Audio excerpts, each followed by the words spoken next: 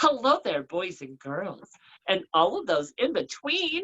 My name is Maliena Bitchcock, and I want to welcome you to another fantastic episode of Bitch Talk with Bitchcock, a fantastic talk show where I get to interview some of the best performers from all over. I'm so excited because we have a drag baby. That's right, boys and girls. A little tiny, little sparkly ball of joy is joining us on this fantastic episode of Bitch Talk with Bitchcock. And when I say a drag baby, I don't mean someone just fresh on the game. I mean, they're actually under 21 and they have been doing drag under 18. So I'm so excited to welcome to the Bitch Talk with Bitchcock stage, Miss Chastity. Hi, everyone. I'm so excited. Hey, Miss Thing. How are you doing? Are you surviving quarantine over there? I am. I'm hanging in there, just spending some time with the family, relaxing. Oh my goodness, I definitely understand the relaxing, but today, I mean, oh my God, it's hot. Are you able to keep your makeup on your face today? Because girl, it's warm. I know, it's crazy. I've had my powder puff in clutch, fixing that up all day. Okay, Miss Powder Puff Girl. Well, I'm so excited to have you here on the show. We've had both of your drag mothers, Miss Bougie Cherry and Miss Amy to Kill. They spilled all the tea and even told some secrets on you. Now, I'm so excited to have you come on here and really just dish it because you definitely have a different perspective, especially being a drag queen under the age of 18. Definitely. I think it's an incredible opportunity to represent the youth, and I think it's amazing that you're including the youth. Well, don't tell anyone. I have a bitch reputation to fucking keep up, okay? Hey, it's my little secret, okay? Okay, I'm sitting on a secret also. Well, girl, let's dive into the bulk of this interview and really give everyone a chance to get to know you. Let's start at the very beginning and tell me about your first exposure to drag. So my first exposure to drag was in 8th grade. So 6 years ago. I first really found out what a drag queen was through RuPaul's Drag Race. A friend of mine showed it to me. And when I first saw it, I think my initial response was confusion. I didn't fully understand if this was a person who was transgender or if this was a costume or how entirely it aligned with gender identity. So I think I might have just been at an age where I didn't fully process it. And then I revisited it in my sophomore year of high school, so 2 years ago, and that was when I got a better understanding of it and really learned what it was and that it can be part of your gender identity, but it isn't necessarily always. And so that was when I definitely became more interested. Well, and when you were first exposed to do it, especially because you were exposed at such a young age, your perception might have been, like you said, it was slightly off. It wasn't as mainstream as it is now. What was it about drag that still attracted you to it, even if you may have had maybe a negative expectation of what drag was back then? You know, I think growing up, I was taught to hide my femininity because it wasn't socially appropriate as a male to have extreme femininity.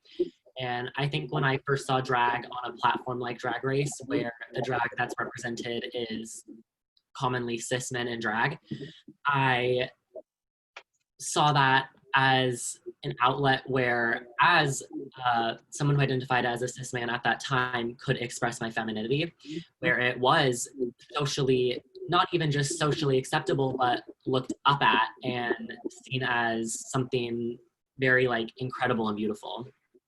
Oh my goodness. And Chastity, you're 18 years old, correct? I am 18. Oh my God. And when did you actually start dabbling in drag? So I got in drag for the first time right after my 16th birthday. Oh, you mean you decided for your sweet 16, you're going to not just be fabulous and fierce and have a sweet 16 birthday, you're going to become a queen? Exactly. I bought that Amazon Hard Front Girl and I was ready. Ooh, you started with a heart front wig, girl.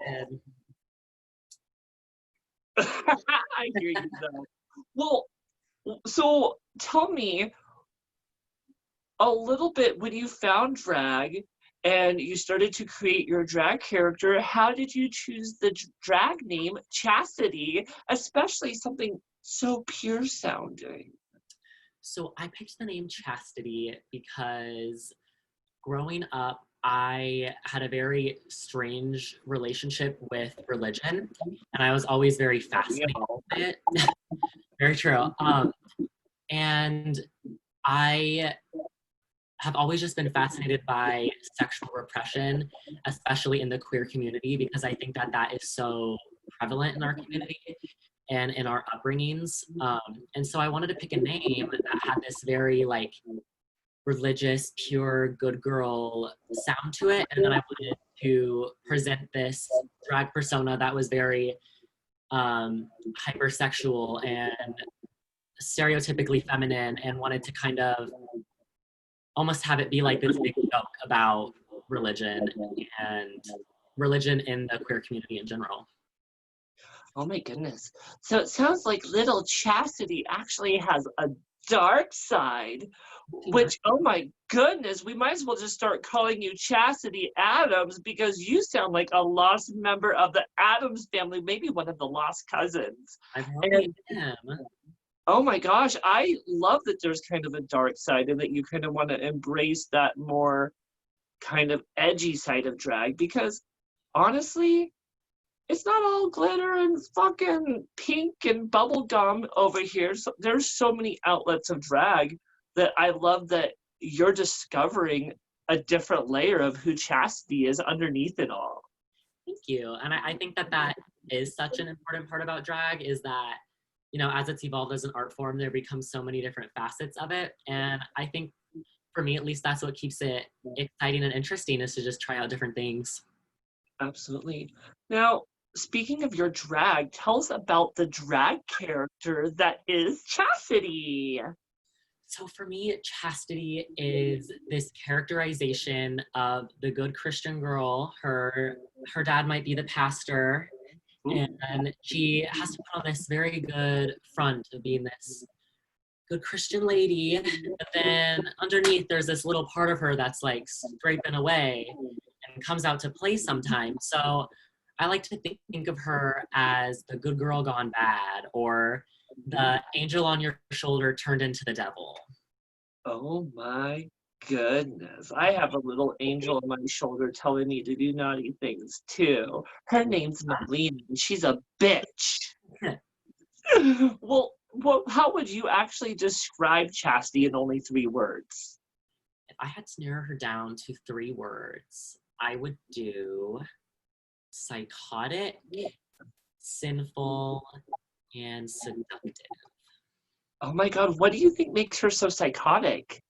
You know, I have always struggled with mental illness myself. I suffer with really severe anxiety, and I don't think I quite realized it when I started building my drag persona, but I think I developed these little maybe like habits in my performance style where I would portray myself as maybe crazy, or what we have stereotypically as society seen as crazy. And looking back at it, I think that was an outlet for me to express how my mental illness makes me feel in a artistic way, and to kind of reclaim my power and make it a joke. Absolutely. I mean, I love that you've done that, because drag can really help you overcome mental, let's call them mental speed bumps, because they're not really handicaps. They are just things that make us unique. And I have my own. I have I have a whole luggage of shit I drag with me on a daily basis, including self-hate, self-doubt, social anxieties, bipolar personality disorders. And it's so funny because some days it can be very overwhelming. Like, so overwhelming where you don't want to get out of bed. You're like, what's wrong with me? Why can't I just be normal? And then it's funny, even if you're having your worst day, the moment you have to like get in drag and put on the makeup, put on the glitter, put on the hair, all suddenly some of that anxiety and that self-doubt and that negativeness, it kind of melts away. It goes away. It says, you're not welcome here, be gone, or I'm going to drop a house on you too. And you become this kind of superhero, or as I also call it, cheerleader with our community, to basically defeat your inner demons and become this more confident side of yourself. Definitely. I see chastity as my hero and as my escape from everyday problems in everyday life. Absolutely.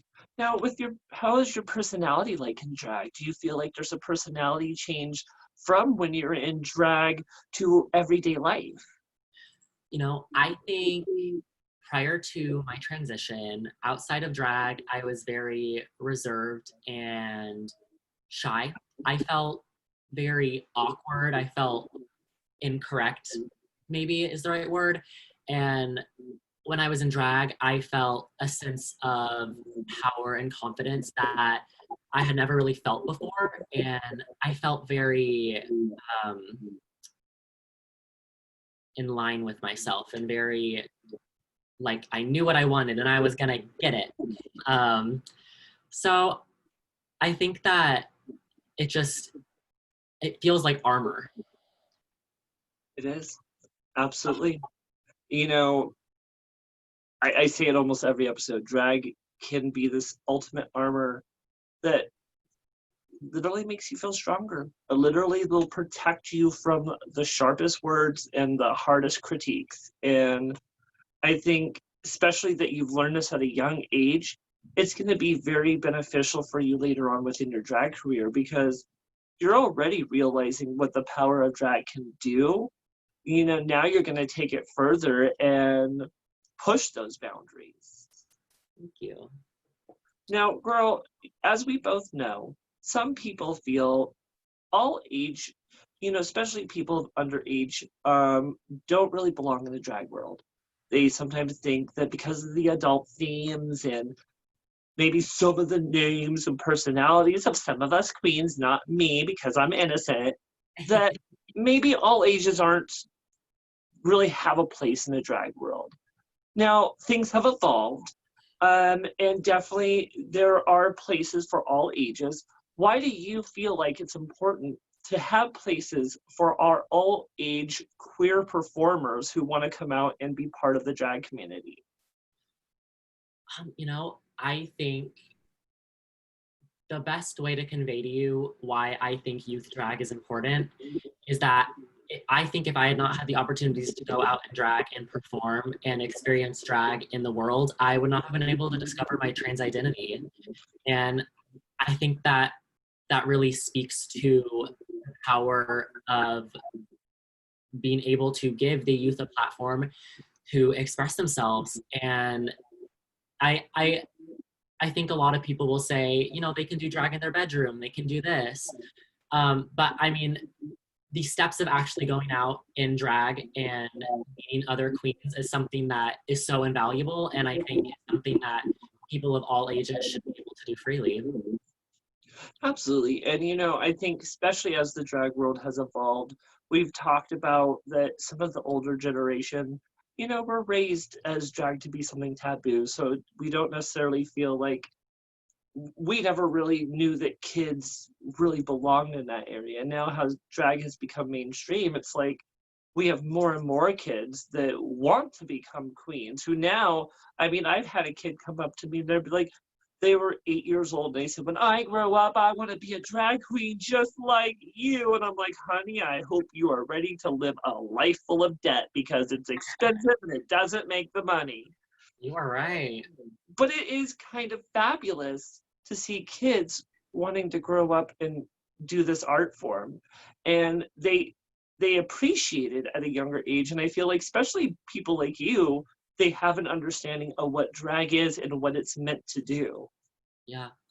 I think that as drag has evolved as an art form, it's become something that, is so popular in mainstream media that I think younger kids are not starting to see it as gay or straight or all these labels we like to put on it, and they're just starting to see it as art and something that's fun. And I think that that's something that Drag Race has really done for the mainstream community and social media as well. Absolutely. Now, what was your experience coming into the drag scene, especially an underage queen? You weren't quite 18 then. How did some of the older queens treat you? So my first reoccurring show I did was a weekly show at La Tap House, which was an all ages show. So I was primarily working with people around my age. So my initial interactions with other queens were not queens had been doing it for a longer amount of time. It wasn't until I started doing more brunches and things like that that I met queens who had been in the business a lot longer. And when I first met those people, I was very intimidated because I came into the drag scene with my mind in the place that I am new and I need to respect the people who have paved the way for young queer kids like myself. And I need to just sit back and know that this isn't, I'm not at the top of the ladder. And I think that that's something that I let hinder me in some ways. I think it stopped me from making good connections with people. And I think it made me come off as maybe standoffish or maybe shy or such. Would you say that you were maybe intimidated by some of the older queens that were within the scene, especially knowing that some of them have been performing like 5, 10, 20 years? Yeah, honestly, I was very intimidated because I looked up to them for so much. I followed so many. I followed like a big majority of the PDX drag community before coming into the scene, and so these were almost like people I almost saw as like celebrities, and so I definitely really idolized them and their talents, and really wanted to respect them. Oh, I love that. Now, when you first started, and now even now you are only 18 years old, it has to be a struggle to find a space for you to perform, a space for you to be able to have regular shows. Tell us a little bit of the struggle for underage performers finding venues for them to perform. So I definitely think that that is, I think, the drag youth community's biggest struggle. I mean, so as a youth queen myself, I'm limited to shows that are in restaurants and venues where alcohol is on different level than the stage. And so in Portland, that kind of narrows me down to brunches and then some evening shows at restaurants.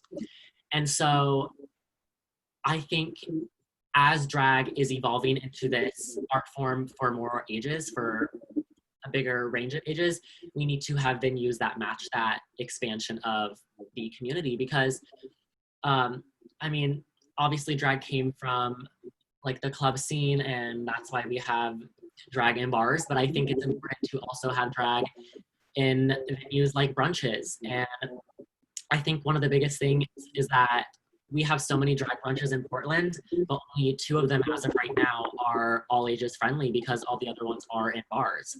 And so I think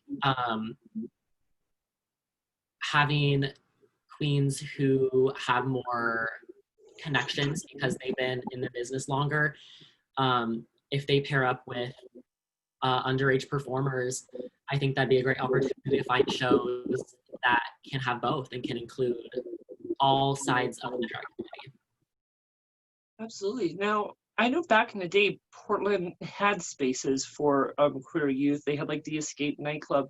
Are there any spaces right now for queer youth to be able to experience maybe a queer space and maybe discover a drag persona? So there are a few. The one that I am most familiar with would be Culture Drag Brunch, which is ran by Bougie Cherry, Amy to Kill, and Coco Jim Holiday, and that's an all ages brunch.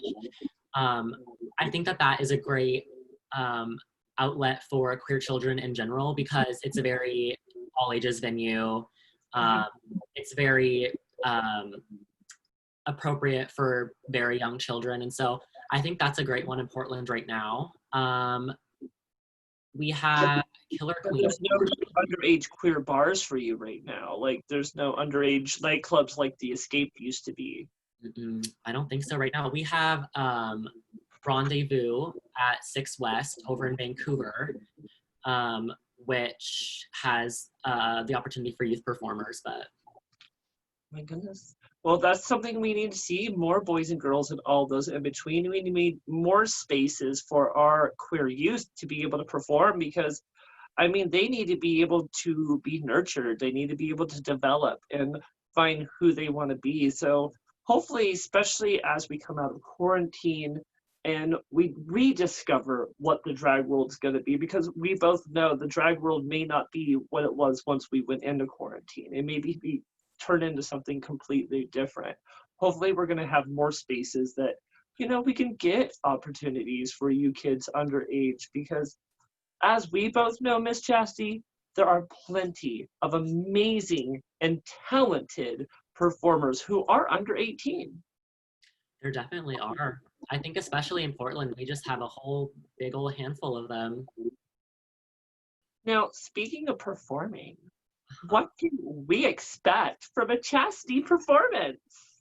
You know, I like to, since I commonly perform in I perform in places where a lot of people will go to their first drag brunch after watching Drag Race. I like to do a lot of the high energy things that you would see on shows like Drag Race. I like to do that a lot. And I also really like to explore numbers that are not necessarily pretty. I like to have these very glamorous looks, and then I like to do numbers that have more dark undertones to kind of confuse the audience and make them kind of question drag and question what they're watching. So when you're actually doing your performances, do you ever try to send any serious messages to the audience and use your drag to maybe tackle some political issues or important issues, especially now being someone who's discovered a trans identity along with being a drag queen? You know, I think prior to quarantine, I was more in the headspace of just trying to like figure out performance, figure out just the social cues with performing. As I've been in quarantine, like I really come up with these more like elevated concepts for numbers I want to do. Once more all ages shows start opening up again, I have a plan for my first number that I want to do to kind of represent my trans journey up until now. So I'm definitely very excited for that one. Oh my gosh, girl, I cannot wait. You better film it and put it on social media so the rest of us can watch. Now, you've mentioned you are known for a lot of high energy dancing and a lot of the tricks such as dramatic drops and the high kicks. Have you ever hurt yourself trying to entertain an audience? Have I ever hurt myself? You know, I did. So actually the pair of heels I'm wearing right now, when I got these, there's some cute Amazon white booties. When I got these girls, I was doing a number at La Tap House, and so the stage there is elevated, so it's like here's the floor and here's the stage. So I was coming off the stage, and I slip on my foot, and my whole heel snaps back, comes off the shoe, and that was towards the beginning of the song. So then I made my way around the venue with my heel broken off for the rest of the number. Oh my God, girl! But hey, we've all been there. I mean, I remember doing a number back in the day, and I used to like to wear cheap hooker heels back in the day. And as you know, us drag queens can be quite harsh on our shoes. And I remember I was performing, and then as I was walking, all suddenly it felt weird, and I felt like my proportions went off.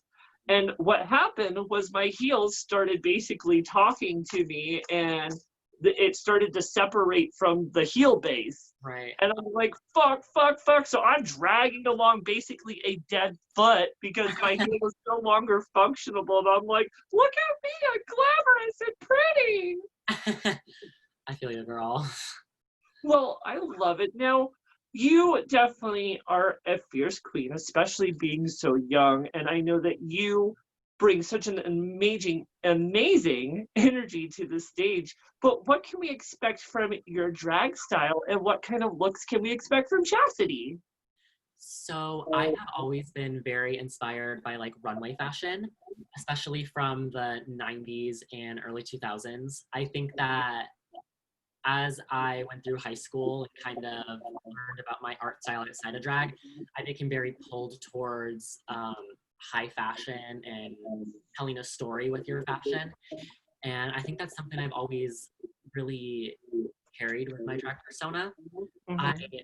also, some of my first like exposures to really big over the top fashion were shows like Scream Queens, where the cast would wear these like very over the top pastels with all these feathers and these bows and all this crazy shit. And so I think that that was a style of fashion that I was so pulled to and definitely still influences my drag now.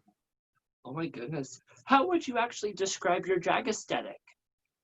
I would describe my drag aesthetic as very early 2000s inspired, very like Britney Spears 2007, and just high fashion in general.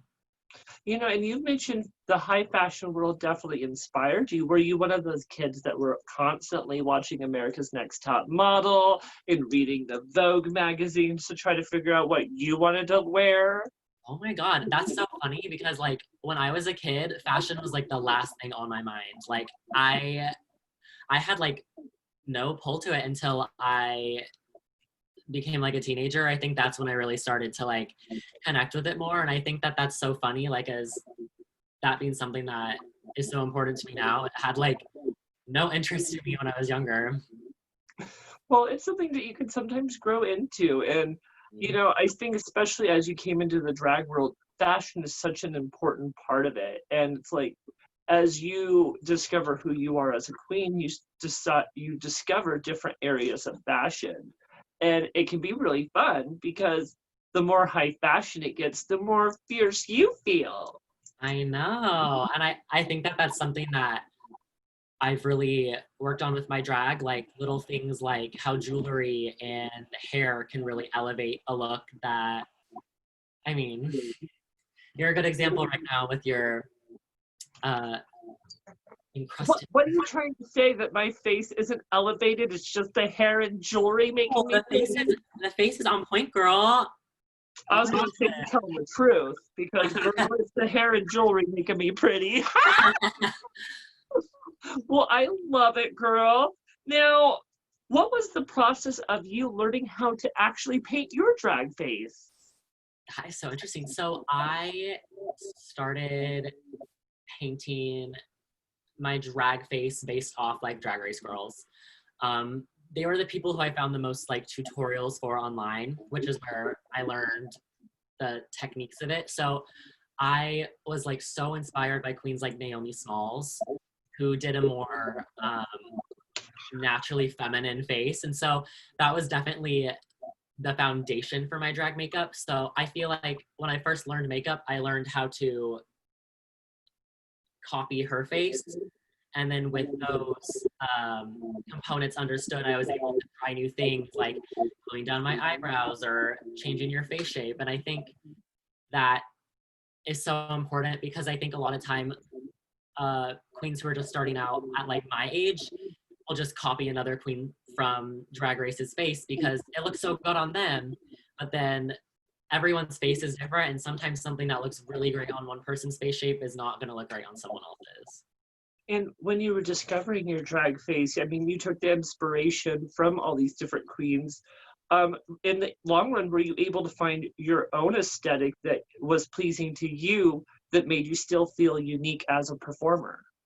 Yeah, um, I think when the biggest shift in my drag makeup happened is when I shaved off my eyebrows. Wait, So, what?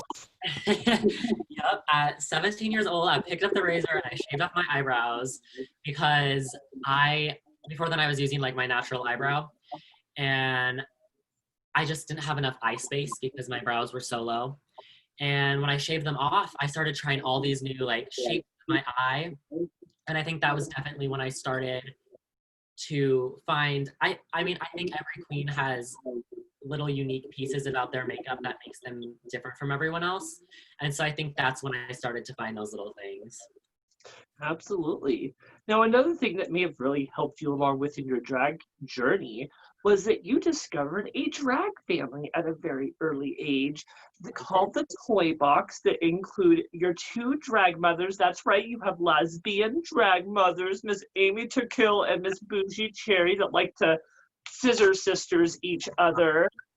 Now, So, tell me a little bit about your drag family, the Toy Box, and what they mean to you. so the toy box came into my life about 2 months after I started performing. I first My first interactions with Bougie and Amy were when I was asked to do culture drag brunch with them in November of last year. And from there, I started building a really close relationship with both Bougie and Amy. And they kind of took me under their wing and were like, hey, we really want to start a drag family and we'd love to take you in as our daughter and support you through your drag journey. So it's been an amazing experience to have people that I look up to so much, not only as queens, but as people, as these guiding lights in my drag journey. And I have like amazing drag siblings too, which I think have really pushed me to elevate myself as well. Oh my goodness. And you have quite two crazy drag mothers, Miss Bougie Cherry and Miss Amy to Kill. Um, what kind of things have they tried to teach you as being one of their drag children? I think they both teach me such different things. I think the things that I take from Amy are notes about professionalism and about performance and about the social aspects of drag. I think I go to her to be like, here's my performance video, tell me what I need to improve on. So she's someone I can really go to for just straight up critique and advice on that aspect of drag. And then I think Bougie for me is someone who has really helped me with my aesthetic and my drag body, I guess you would say. Like, she really helped me find the things that I need to polish about my drag persona. And I don't even know if that was her like sitting me down and saying like, this is what you need to change. I think it was just from watching her and being around her so much, you just pick up on little things. Okay. Yeah, that's the best way to learn is, watch other queens, watch how they put on their makeup, watch how they glue down their wig. I mean, each queen does something so different than anyone else that if you just study each other, you can learn things on a regular basis. Now, would you say being part of the drag family has actually helped elevate your drag quicker? 100%. I think being a part of a house with two drag mothers that I consider very polished, I felt like I needed to constantly. Wait. I have to interrupt you. You just referred to Bougie Cherry as polished. Are you sure we're talking about the correct Bougie Cherry? I think so. I mean, I'm hoping. No, she's definitely polished, but I definitely have to poke because I love that bitch and she's fun to poke. She is. uh, Polish. I think that I felt I needed to be up to par with them and I needed to figure out things like I need to get my censure, I need to get my pads, I need to learn how I'm gonna style my hair and just be at a level with them so we looked cohesive. Absolutely. And they are both very fierce queens. So I understand wanting to stand to that level, especially coming into the drag scene and knowing that, you're not going to have the same advantage as they have for being over 21 because they're getting that constant exposure to drag where you're waiting for your opportunity to come up when you get that opportunity. Now, you've also mentioned that you have several drag siblings. Who are your drag siblings? So my drag siblings are Tokyo Plains and Mercury Dabs. Tokyo and I started drag together. We were best friends in high school, and she was the one that put me in drag right after my 16th birthday, and it was pretty atrocious. She was not the moment, but we kind of went on our drag journey together, and so she's been kind of my right-hand lady throughout the journey. And then Mercury came into my life more recently in December when I met her at Culture, and she has just been such like a positive light in my life. She is just, outside of drag, one of like the kindest people I know, and I think she's just someone that I really consider a sister and someone that you can just have a real talk with. Now, outside of the drag world, having this drag family, having these two mothers and these drag sisters, do they support you more than just the drag world? Are they there as like an emotional outlet ever for you? Yeah, honestly, like I would say Bougie and Amy are two of my best friends. I love them like family, and I mean they know the ins and outs of my life, and I think I know the ins and out of their life in case there's some secrets I don't know about, but I feel like we're very tight knit and we're very involved with each other outside of drag. Absolutely. And do you feel like you ever learn anything off of your drag sibling? Definitely, yeah. I think that when me and Tokyo started together, we both struggled with this feeling that we were too similar and that we were seen as a pair rather than individuals. And so I think that that's something that we worked on together, was separating ourselves from each other. So I've definitely learned how to develop my own style from her. And then from Mercury, I think she's someone who has evolved so quickly, like with her drag. Like she has excelled so fast, and I think that that's something that really motivates me, like to see her excel so fast, like to remind myself, okay, like I can do the same thing. You know, and I think that's good because I think as you kind of play off her, she's going to play off you, and you're both are going to kind of evolve into a higher level. Now, darling, you guys are known as the Toy Box all over Portland, and you're quite freaking popular. What do you think makes the Toy Box so popular? You know, I think the Toy Box is very popular because I think that we have, unfortunately, what is very popular on social media, which is like strong aesthetic. And I think that that's something that all five of us excel at, is like social media and branding. And I think that that's something that makes us very popular because we know how to express ourselves to an audience and how to market as a unit and then as separate people as well.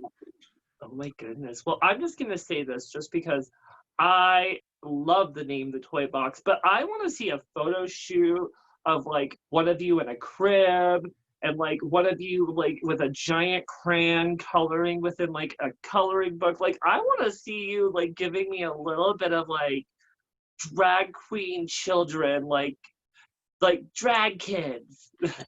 Yeah, I mean, we had this super cool photo shoot planned where we were all gonna be different dolls. So like one of us was gonna be Barbie, one of us was gonna be a Bratz doll, and a whole thing planned out. And then COVID started. But you know, I do have. I just want to be bitchy and fun because that's who I am. I'm guessing Bougie Cherry was going to be the ventriloquist doll because she likes having a fist shoved up her. Exactly. You couldn't have said it better. Exactly. I'm so getting canceled after this interview. Bougie, like, this fucking bitch, I'm done. You. Well, I love it. Now, honey, like you've mentioned before, drag has really changed your life in so many ways. One of the major ways it's actually helped you and helped change your life is the fact that it helped you find your trans identity. Tell us a little more about that. So for me, I always felt growing up that I wasn't a boy.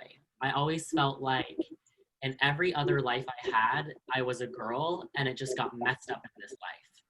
And as I got older, as I talked about, I learned to kind of like dismiss my femininity. And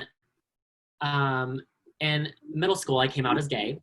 And that for me was when my femininity started to reemerge in my life. And I started to have these feelings again where it was like, am I a girl? And I shrugged these thoughts off as, no, like every gay man wants to be a girl. It's not, it's normal. Like it's fine, because I think I was just very scared of the idea of being trans. And starting drag, and specifically going out in public and performing in drag, gave me the opportunity to look at myself in the mirror and see myself as this woman I had always envisioned in my head. And like seeing it in front of me made me feel reassured in the fact that when I was younger, those weren't just random thoughts, but they had value. No, absolutely. And at what point was it when you looked in the mirror and realized this isn't what I just want to do as a profession, this is who I want to be on an everyday life? That's such a long journey for me. I think in December, I was at home by myself. I just got in drag to take some photos, I think. And I went into the bathroom mirror and I looked at myself in the mirror, and I was like, I think I'm a woman. And I said that to myself, and then immediately I like to call it like my self-sabotage. I was like, if you transition, like you will never be seen as valid as a drag queen, like you'll never be able to really have a career in drag, like you can't do it. I had these little like demons like trying to like talk me down, I guess. Well, in the pre-interview, you mentioned to me that something you really wanted to talk about, and something that I think you're mentioning right now, is something called trans doubt. Can you tell us a little bit what trans doubt that is and what you have to overcome with that? Yeah. So for me, trans doubt is something that kind of plagued me even up until now. It's something I still go through. Um, when I was first exposed to a transgender person, it was in second grade, and I was informed about them as someone who knew from the second that they were born with no doubt in their mind that they were in the wrong body and they needed to transition or they were going to die. Like that's how it was explained to me. And I honestly carried that belief in my mind until like 3 months ago, because I thought I can't be trans because I'm not 100% positive. And so when I allowed myself to learn about what trans doubt was, that was when I was really able to understand that I am valid as a trans woman.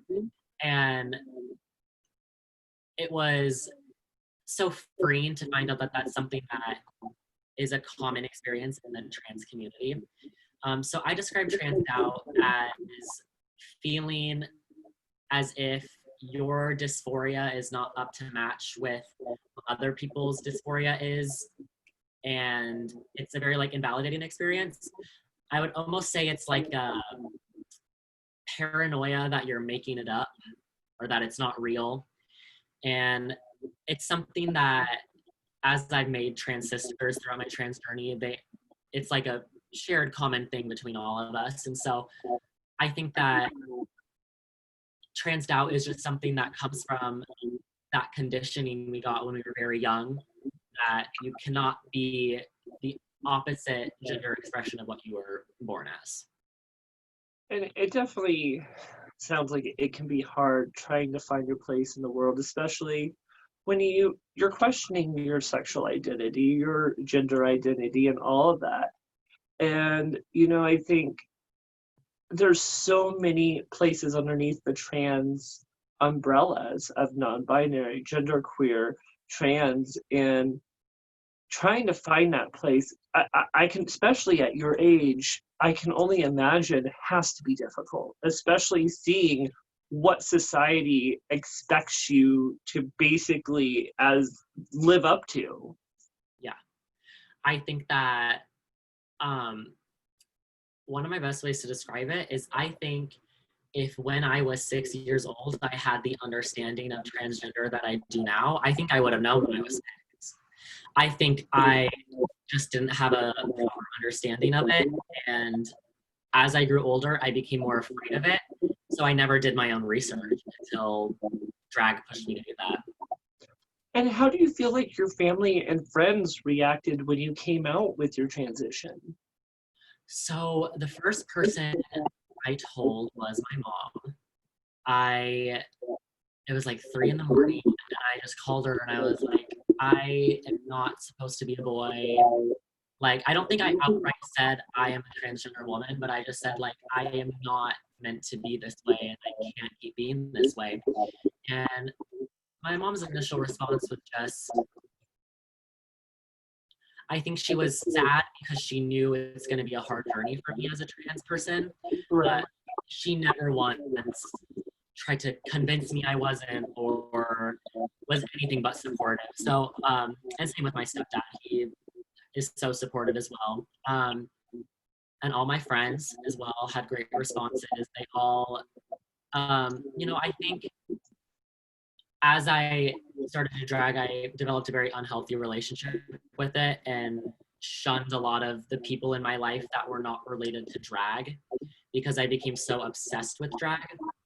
And so I think when I came out to a lot of my friends as transgender, it all kind of made sense to them. They were like, oh, this is why she distanced herself from us so much because she was struggling to cover her identity. That makes sense. I mean, drag alone can be very addictive.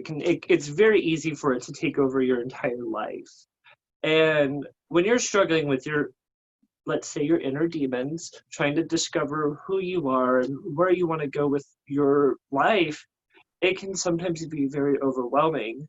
Now, you've mentioned to me that, just trying to find my space here. Okay, so you mentioned to me that drag was very important before, but now that you've started transitioning, do you feel like drag is still as important to you as it was before you started transitioning? I think drag is still important to me, but I think drag is important to me for different reasons now. Okay, tell us.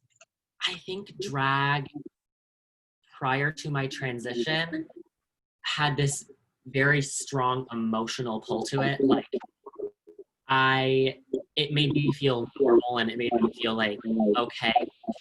And I think now that I've transitioned, I see drag as a costume and I see it as a career and I see it as something I want to professionally pursue.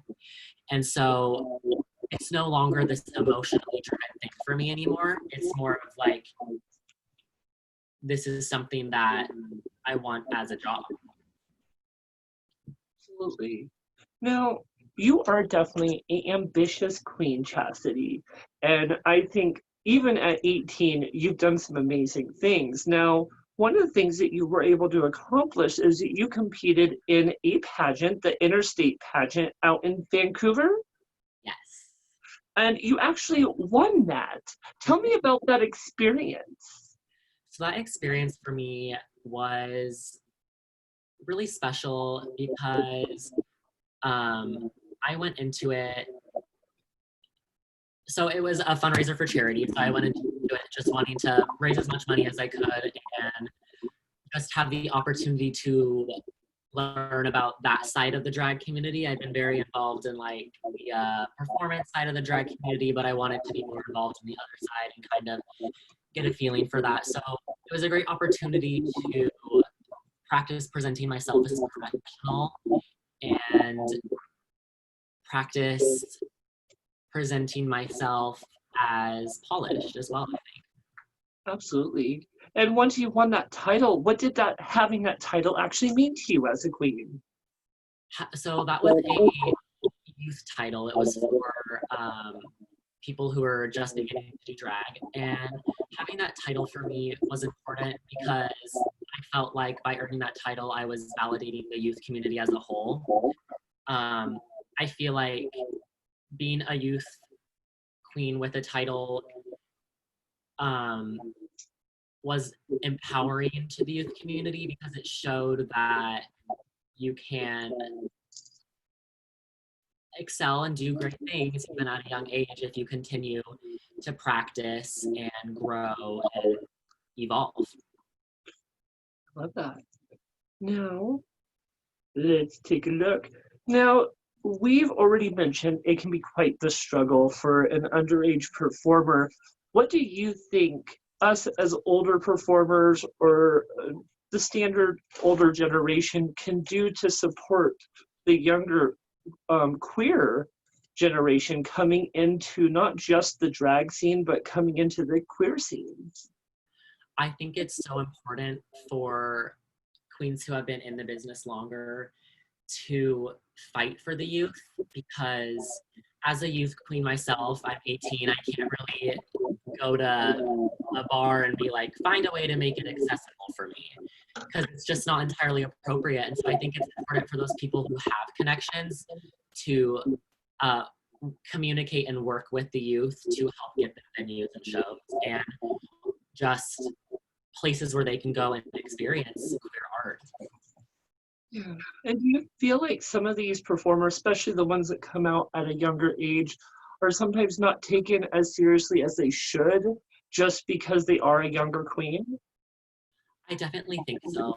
I think that there is a stigma that youth queens are just someone who bought a wig and put on some eyeliner and decided to be a drag queen. And I think the youth drag community that I know in Vancouver and Portland are some of the most hardworking queer artists I know because they are working so hard to prove themselves to an older audience and to stand their ground in an older audience. So I think that there's just a misconception that we are not educated and we're not understanding the power of what we're doing.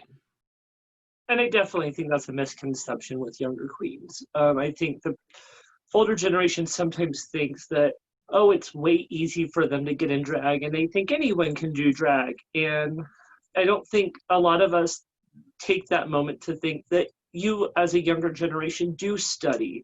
You do realize what came before you. You do realize the older generation and what they went through to create the drag scene that we have now.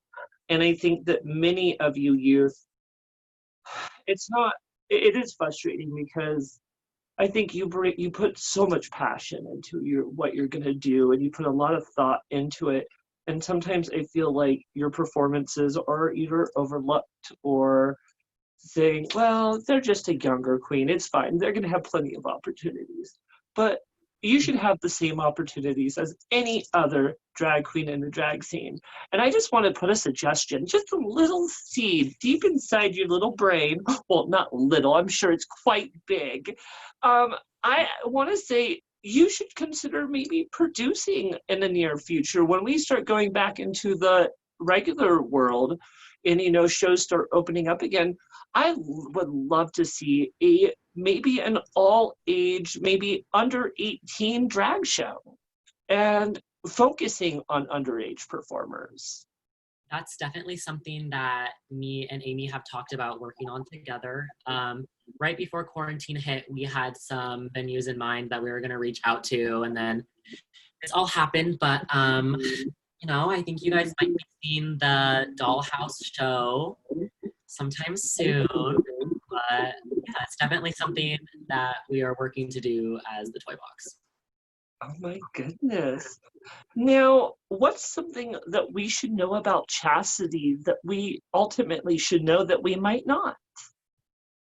I think something that is important to know about me that I don't think people always know is that I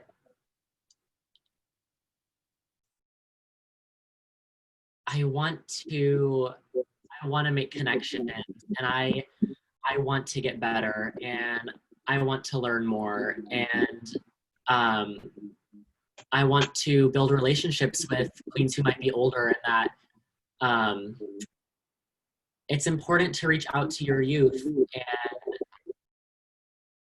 guide them. And I think for me especially, having people like Bougie and Amy who were older and reached out to me, like honestly changed my life in drag. And so I think for me, just knowing that I love to communicate with the drag world, and I don't know. I don't know if I conveyed that correctly, but You're fine, baby. I babbled half this interview. I'll give you 10 seconds to babble. But, I love it because I think you're definitely one of those queens that know what you want. And when you even reached out to me to be on the show, I was telling you in the pre-interview how impressed I was with you because you said, this is why I want to be on your show. I have this youth perspective and I have this outlet that I can talk about. So, like, I think you have this very much idea of who you want to be as a queen. And the fact that you know this already, I'm not even kidding you, Chastity. You have such an advantage than most of us because you're only 18 freaking years old. I know you're going to laugh at me when I say this, but you have a whole world in front of you.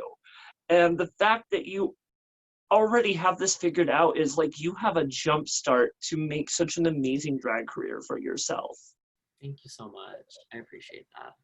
Well, bitch, I speak the truth. I'm like the saint of drag. What can I say? Yes. Well, honey, what can we expect next through the drag evolution of chastity? I think coming out of quarantine, I want to continue to explore different sides of drag. I think now that drag is not my outlet to connect with my trans identity, I want to really explore maybe like darker sides of drag or more alternative sides of drag, and just not put myself in a box and just allow myself to constantly be trying new things. So I I would say expect the unexpected. I get that. And what would you like to ultimately do with your drag career? I would love to be able to make a full-time career out of drag, and I would love to be able to be representation for youth drag until I'm 21, and then also the trans drag community as well. And just use drag as a platform to reach younger people and reach the youth even below me, and just continue to evolve the community. Babe, I want to just tell you that it is inspirational that you care so much about the queer youth and the queer youth drag scene. And I think more people need to show that interest because these are the people who are going to basically inhabit this planet when we're done. And I'd rather know that they're going to go into this with guidance and love. And I would love to, especially don't take quarantine and everything going on with COVID as a disadvantage. I would take it as an opportunity to try new things. And, especially with it being so hard to find a queer space for the queer performers who are of underage or under 18. I mean, like you said, I want to see like a pageant where it's focused on underage performers and maybe a virtual pageant, something that needs to happen in the near future, just to open it up, like say, hey, this is for all Oregon performers. If you are under 18 years of age, we are calling out to you. This is Chastity's drag race, and we are ready to feature you as youth performers. I mean, girl, I'm planting seeds. I'm giving you opportunities. You're giving me all this to work with, girl. Well, perfect. Now, both of your mothers have been on my show and they have talked about you many times. What did you think of both of their interviews? When I first saw Amy's, I thought, oh my God, she looks so good. I love her little setup. I'm living for it. And then with Bougie's interview, I remember she called me right before and she was like, I'm about to do my interview, girl. Like, Malena's about to send me the Zoom code. Like, I'm all ready to go do this interview. And I was like, yes, girl, like giving her all this hype for it. So I think it was kind of interesting to like see her like right before the interview and then see the interview and like see the comparison. I don't know. Do you feel like getting to watch those interviews with your two moms, even though you know them very closely, allowed you to see maybe a different side of them? Definitely. I think obviously like I do see them as professional, but I think now that we've grown so close, I almost like forgot that like drag persona side of them because I'm so used to just seeing them outside of drag. And so I think watching them, it was like very interesting. Be like, oh yeah, like that's Fuji Cherry. Like it was just kind of like it was sweet because it was like a reminder of like pre-COVID, like when we were all in drag together. So it was heartwarming. Absolutely. Now, we're almost done with the interview, and then we're going to play a little game before we say our goodbyes. I have one last question for you. And what did you think of your experience on Bitch Talk with Bitchcock? You know, I had a great time. I think you are so kind, and I truly thank you for giving the youth a platform. And like, I mean that from the bottom of my heart. Like, I truly am grateful for the opportunity, and I like truly respect you like as a queen entertainer for doing this. Oh my God, the very words I've begged for my daddy to say to me like my whole life. Daddy chastity, girl. Well, Chastity, thank you so much, babe, because this Friday I will be going on episode 50, which I cannot even tell you how much blows my mind that I was able to accomplish this. And, you know, a lot of you probably think I'm blowing a lot of smoke up your asses, but this whole experience has been such a whirlwind. And a lot of the time I feel like there's times where I'm on autopilot and it's just kind of zoomed past me. The fact that I'm on episode 50 and I've nearly interviewed 50 people blows my mind, because when I thought of this idea, I'm not even kidding. I thought not one local performer was going to want to be part of it. And they're going to be like, this is Maliena Bitchcock trying to get attention. And like, what is she trying to do? But like, the moment it happened, it was something to try to find an outlet for drag, hopefully try to make a little extra dime. But when I realized it had something much more valuable to it, that it was giving you a platform for people who never really had that before, and it gave them a chance to speak their voice. And I think it is important, like you said, especially for all age performers, trans performers, people of color, AFAB performers, all those people whose voices are normally not heard. That's what this platform is for. And if I do get emotional, I'm sorry, because, oh God, sorry. I care so much about you as a community. And I know I'm just this weird, silly drag queen that a lot of you have gotten to know to being the crazy Maliena Bitchcock. But I want to see these changes, and I want to see all of you lifted to this amazing level, because I see such a beauty in the power of drag and the ability to just be a queer performer. And all of you know, getting to have this opportunity to get to know each and every one of you at a deeper level, it's been such a privilege for me, because I get to see different sides. I don't just see the professional that, like Kimberly Michelle Westwood, I thought she was a robot from the TV show Westworld. I was like, this bitch can't be real. And Yeah. you know, even her, she has her insecurities and her moments where she battles to come on stage. So it has been a privilege to do this show. And Chastity, I want to thank you from the bottom of my heart for coming on here and making your voice heard, because girl, you are a fierce bitch, and I can already tell you're going to be a force to be reckoned with. Thank you so much. Absolutely. Well, don't go anywhere quite yet. We're going to play a little game But before we do, we're going to make some quick announcement for all of you beautiful boys and girls and all those in between. If you've enjoyed this fantastic episode of Bitch Talk with Bitchcock, I want you to look down below within the description where you can find PayPal, Cashapp, and Venmo information for both Chastity and myself. If you'd like to show a little appreciation for spilling all the tea and having a fantastic interview, throw a few extra dollars at both of us. It's always appreciated, never mandatory, but it does help us pay for all of this makeup. Well, with that said, I want you all to pay attention because this Friday, I'm telling you, this Friday, boys and girls, and all those in between, it's episode 50, and not just episode 50, it is the last episode of season 1 of Bitch Talk with Bitchcock as we take a break for the month of August and we'll be returning in September. But we have something very, very, very special planned for all of you. We are going to do a Freaky Friday episode, boys and girls. That's right. We are going to break all the rules and we are bringing back a past guest. I spun a wheel. It has been decided. The gods have spoken. And the almighty Slutasia will be returning to the Bitch Talk with Bitchcock stage this Friday to interview the one and only Maliena Bitchcock herself, the queen of Bitch Talk. I'm so excited. So I'm actually going to get interviewed this Friday. We're going to break all the rules and have a lot of fun. So tune in for episode 50 as we just spill all the tea.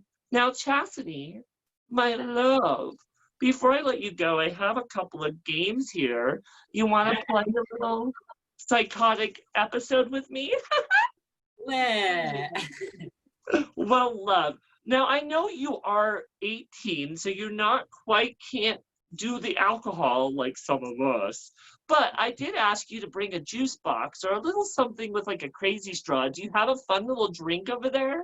So today I brought my Coca-Cola with my signature Mickey Mouse straw. I feel like she's serving.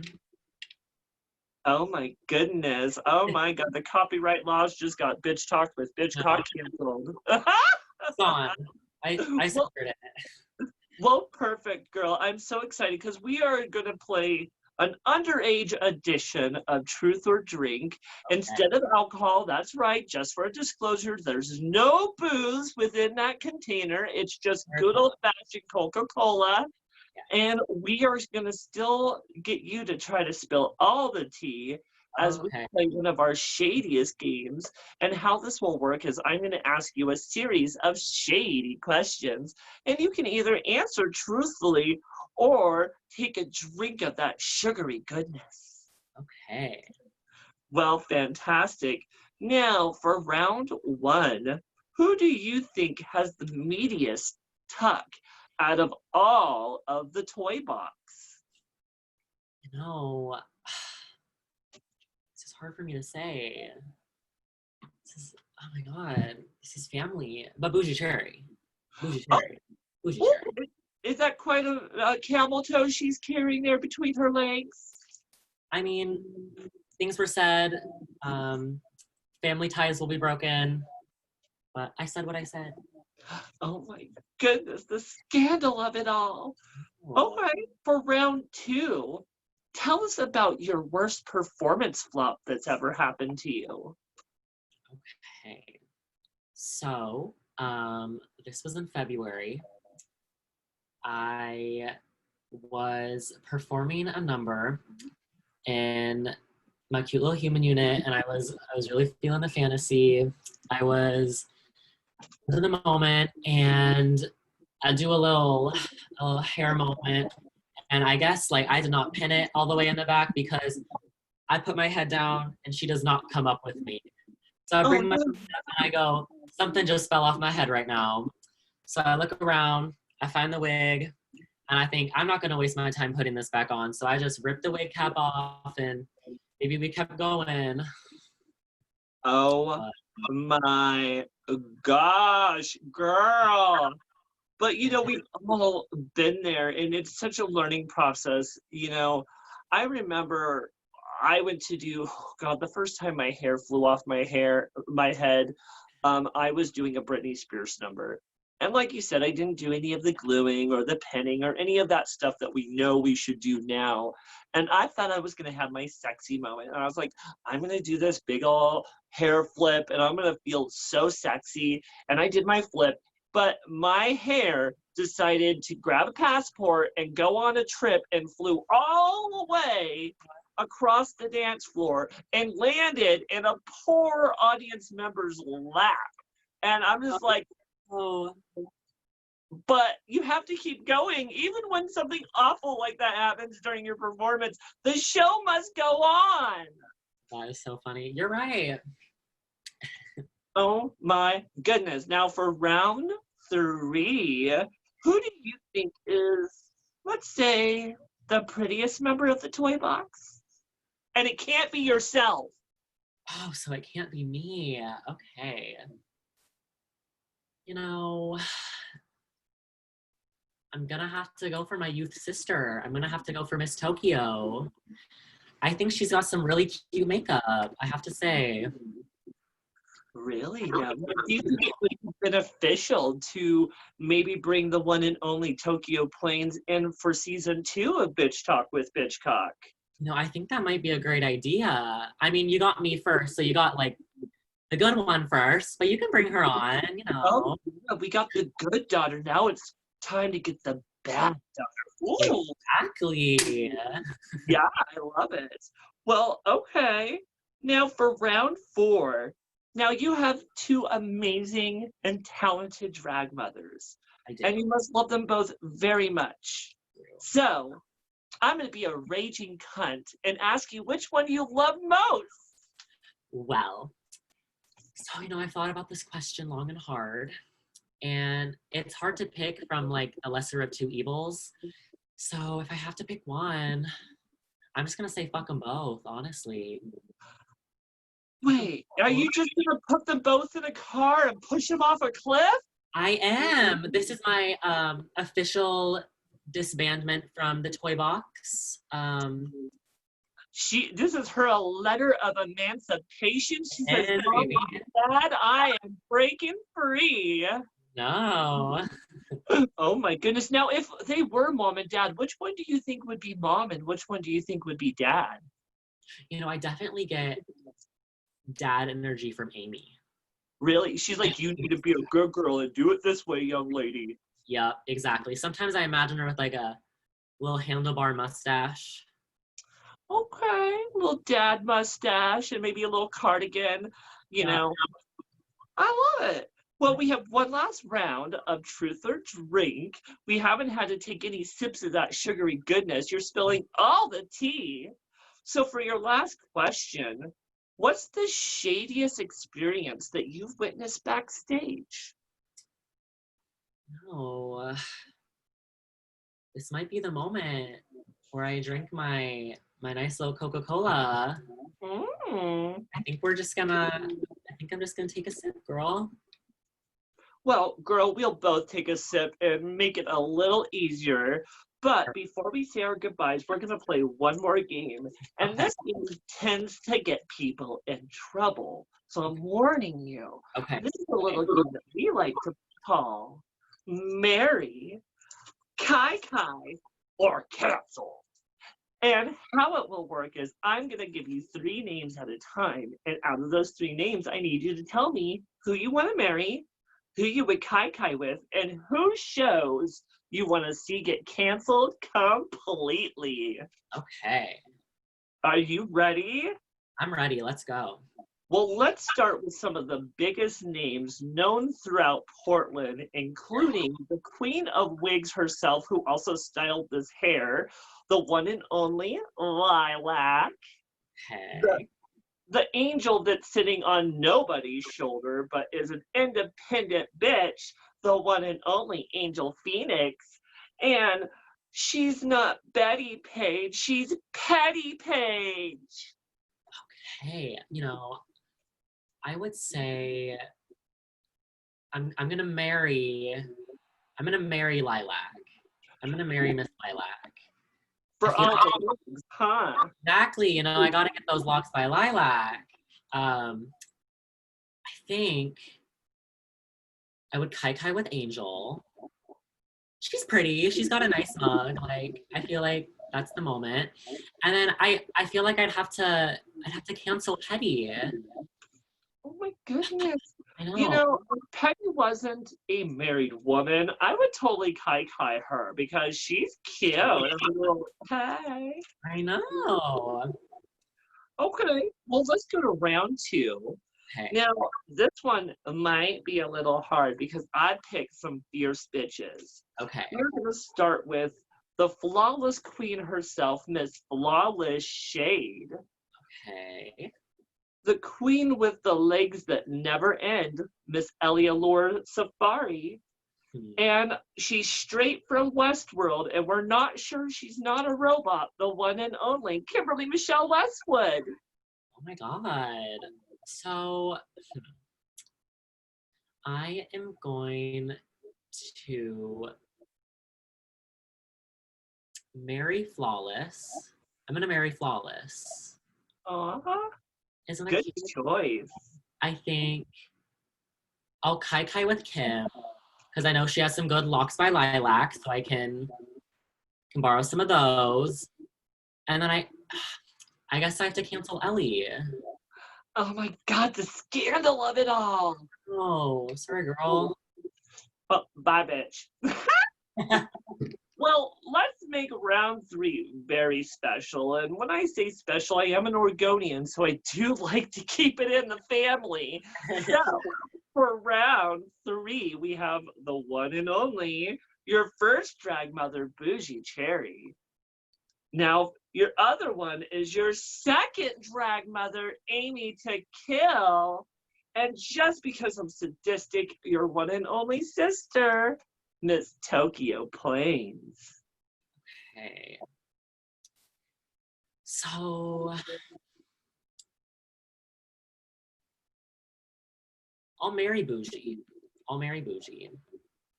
I think her and I would have a great relationship together. I think we'd have cute little babies. You can borrow my phone. I will kai.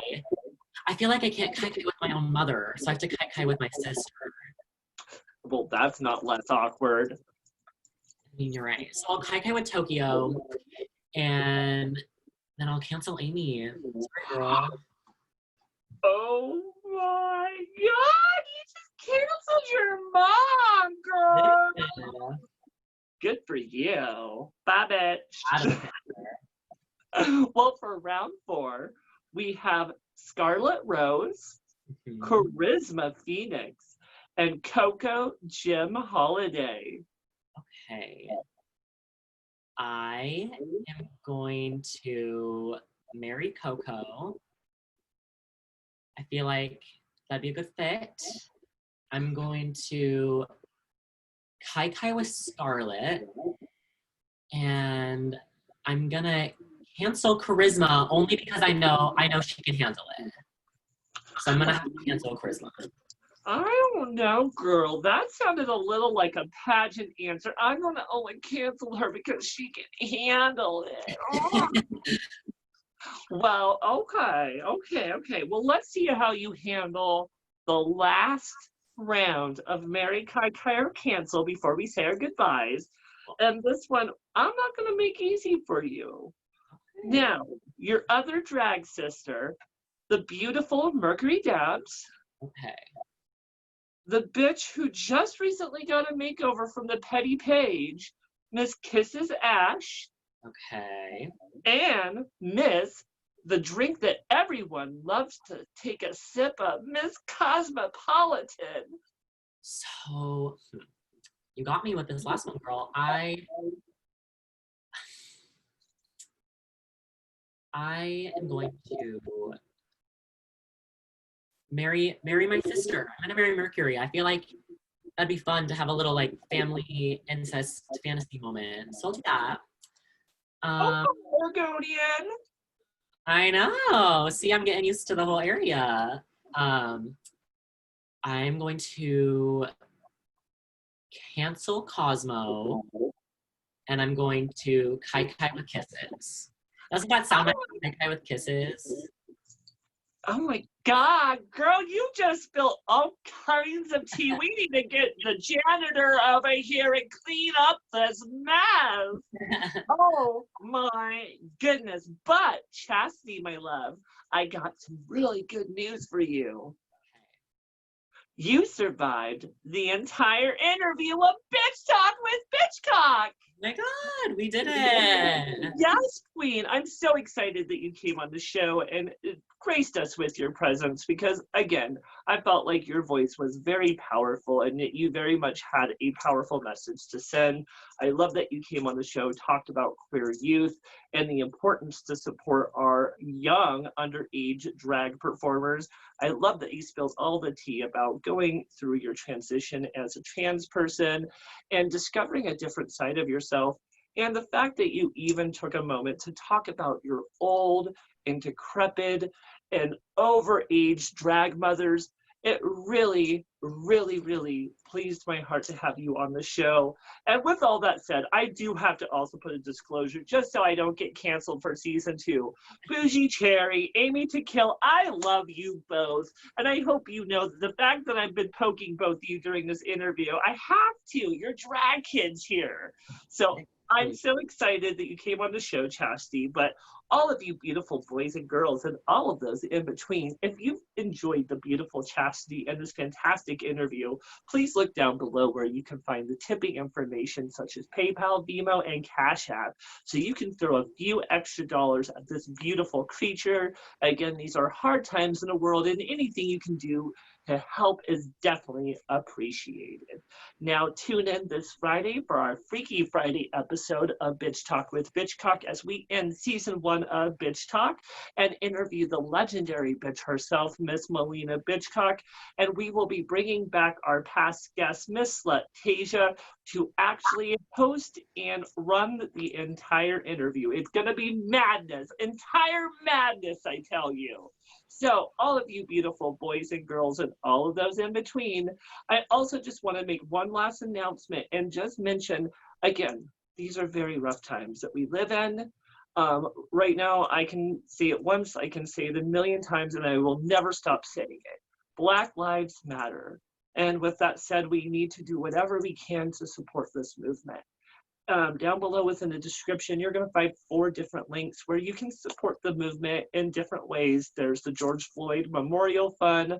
There is the PDX in Eugene Bail Fund where you can support the protesters out there who are fighting the good fight. There are other many links that you can look into to support Black Lives Matter. It's an important movement happening all over the world, and you need to definitely support it because your silence is just as guilty. So, again, I cannot wait to see you all this Friday for our last episode of season 1 of Bitch Talk with Bitchcock. But in the meantime, Chastity, my love, thank you again for coming on my show. Thank you so much. It has been a blast. Absolutely, love. Well, I cannot wait to work with you more in the near future. But in the meantime, all of you boys and girls and all of those in between, we will see you on the next episode of Bitch Talk with Bitchcock. You all stay safe and be happy, and we will see you next time. Bye, y'all. Oh my God.